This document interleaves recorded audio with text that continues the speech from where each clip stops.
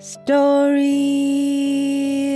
are how we come to terms with life's experiences. My name is Osademebi, and every week I will tell you a short story written by a Nigerian writer or author. That's the long and short of it. So without much ado, this week's story is by Mifa Adejumo, and it's titled Hers Always. "Hey, big head," she called out to him. She walked toward him as he watched her. He could have sworn she floated. He smiled, as wide as his tiny lips could be stretched, and with an earnestness in his wrinkled eyes that his skin could muster. He felt something move inside of him. He reckoned it was his heart. But heck, she already had his heart, so that could not be what it was, he concluded with a scoff. "Hey, small head," he replied. He watched her float closer and then stand next to him, her arms tucked underneath his as she smiled at him, her perfect dentition a mirror of white bliss. As he looked into her eyes, he felt the familiar pull to draw her in for a kiss. He gazed deep into her eyes even though hers blinked away. In his mind, he still held her gaze, and as he did, he spoke all the beautiful truths which his heart felt to her. He told her of how much his day went terribly whenever she stepped away from him. He reminded her of that one time when she visited the mall with him, and she twirled around in her white short jean skirt and her pink top, and he felt like the luckiest man capturing the same essence as was the Mona Lisa. He told her of how much her smile was the one thing that quelled his anxiety, how his fears dissipated whenever she called him big head, even though proportionally hers was bigger. He told her, "What are you thinking of?" Her voice, drawing him back to the reality of her warmth. He smiled as they walked hand in hand down the beach. It was his first time at Oniru Beach. He was there for her, even though deep down, he was there for himself. "Nothing," he lied. She smirked. "You're such a terrible liar." He smiled. He loved how much she knew him so well. "Maybe that's because you never believe any of the truths I say," she chuckled. "You and your way with words." He smiled. "You are never believing them," he returned. She shook her head as she kicked up some sand while they strolled behind their cluster of friends, her friends, who walked ahead of them. The beach was populated, but as the darkness of the sky cloaked the sun, it became less so. It felt quiet except for the hissing and murmurs the waves roared in defiance. He wasn't a fan of water. He hated swimming. Yet, at that moment, he felt a sense of peace. He was stopped in his tracks as he felt her left arm, which was interlocked under his right arm, pull him downward. He turned to look and saw her reaching down to take off her pair of Crocs. "I want to feel the sand in my toes," she said. She stood up straight, and without her asking, he stretched his left arm to help take the weight of the weightless black-colored Crocs from her. She smiled. "Aw, you're such a gentleman." "And you're such a gorgeous woman." He noticed her looking away as she smiled. Her head was turned toward the teasing tides as they walked slowly. The distance between them and their friends had been extended. The silence between them lingered, and it felt like the longest one they've shared since the first time he had sent her a message on Twitter. "Do you ever feel like I'm using you?" Her voice held a quiet quiver which concerned him. He stopped short and turned to look at her. How do you mean? She smiled to herself as she tugged at his arm, nudging him to keep moving. I mean, I know how you feel about me, and I sometimes feel sad that I can't share that same intensity with you. Yet, I know deep down I love hearing you say some of the things you say to me. The things you never believe. He cut in with a chuckle. She smacked him playfully. I'm being serious. He laughed. I know. So?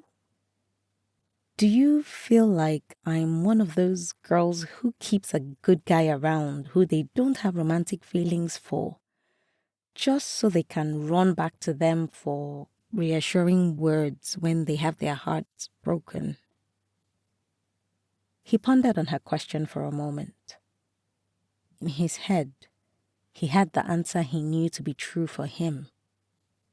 But as much as it felt true to him, it was still only an assumption of her truth.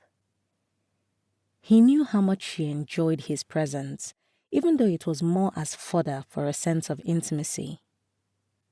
Being at the beach with her at that moment was one such manifestation. She had called him up to join her after she explained to him that her ex would be coming and she wanted to avoid him. Look, I just don't want to deal with his shit, she had lamented to him over the phone a day before. Then just don't go, he suggested. Nah, Soma has planned this for the longest time. I want to be there to support her. Soma was her best friend. He remembered shaking his head as they spoke. So, do you want me to come and help make him jealous? He said with a hint of sarcasm in his voice. She burst into laughter, and as her voice echoed through the phone, he remembered how much he loved her throaty laugh. That won't be bad, though, she later replied after her guffaw had subsided. I promise to be the best fake date you will ever have, he assured her. She chuckled over the phone and coughed a little. Make sure we hold hands all through so we look so in love, she suggested in response. He chuckled. A little bit of phlegm stuck in his throat as he wondered if she knew how much he wanted to be on an actual date. We'd walk slowly behind them, and you'd giggle intermittently to show how funny I am and how much you're into me. She laughed again. I see you have this already planned out. You have no idea, he returned. She laughed. Again, the sound of her throaty laughter filled him with a sense of warmth. But in contrast, it was the chilling winds from the sea that brought him back to the present. He looked at her and saw the longing anticipation in her eyes for his response. He knew what she wanted him to say. But he also knew the truth of how unlikely his deepest desires for her were. For the longest time, he had hidden from it too. But he reckoned this was a good time to say it, albeit with the sliver of hope that it watered the seedling which would one day change his fate. Look, he began calmly, as he stopped short in front of her and turned her body to face his. If you were not sure before, here's the simple truth. I am going to be waiting on you for a long, long time. He saw the quizzical look on her face slowly melt into a familiar smile. It's clear as day to me, and has always been so since the first time I DM'd you on Twitter and used your picture as my wallpaper. He moved closer to her and pulled her gently in by the small of her waist. His fingers brushed against the skin on her back, exposed by the sheer black crop top she had on. She smiled and chuckled with a blush as she tried to avoid his gaze. Occasionally, he continued without missing a beat, his eyes remaining locked on her face. On some weird days, I'm going to pretend to be over you. But know this now, and know it well. That would be a lie. He pulled her in a little closer again. I'll forever be pining for you, my gorgeous wallflower. He could feel her heightened breath on his face as she looked up at him. He smirked. Mark my words. A few years from now, you're going to text me one day and say, I love you.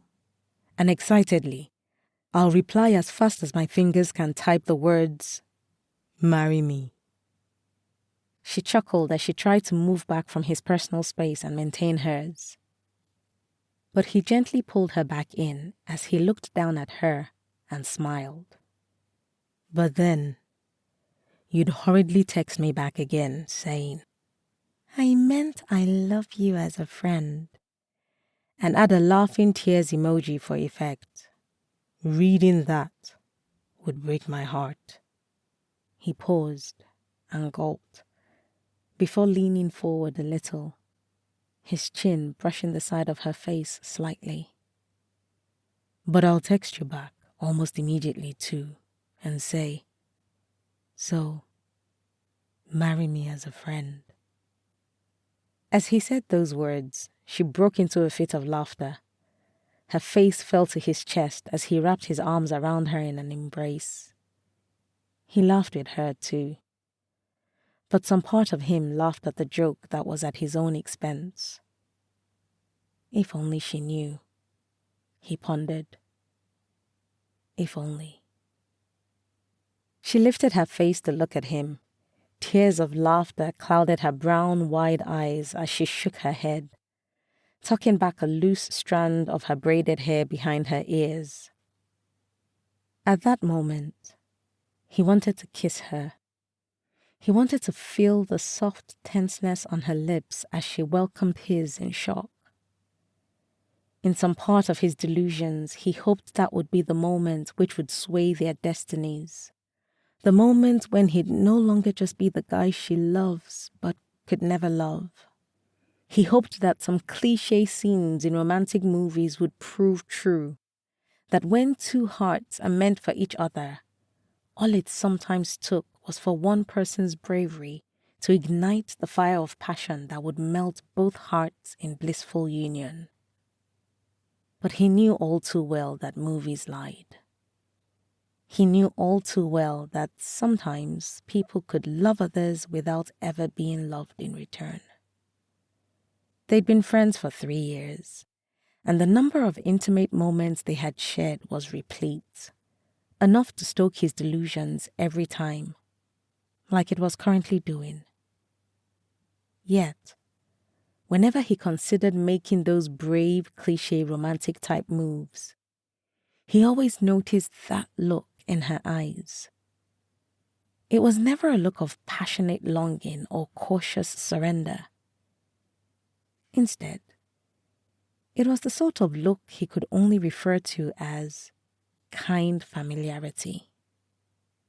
It was the same look in her eyes as his wandering thoughts returned, and he felt her body settling from her laughter spasms. The same look she had in her eyes as she looked up at him and said, Mifa, I love you. The cheeky smile on her face almost illuminating the darkened night sky on the beach. He smiled back at her as he once again took note of the look of kind familiarity in her eyes. It was a look which told him more than enough about how much he was probably going to remain forever tethered to her unrequited affection for as long as she needed him to. Marry me, Cynthia, he replied with a smirk as he took a step back and pretended to go down on one knee. She chuckled as she mimicked pulling him up to his feet. No, no, no. I meant I love you as a friend, Mifa. She broke into another fit of laughter. It was the same throaty laughter he loved, the one he could listen to all day. His eyes watered a little as he stuck to the script. So, marry me as a friend, Cynthia. The words left his lips with as much sincerity as his heart could muster. But who was he kidding? He scoffed at himself. His heart wasn't his anymore. It was hers. Always.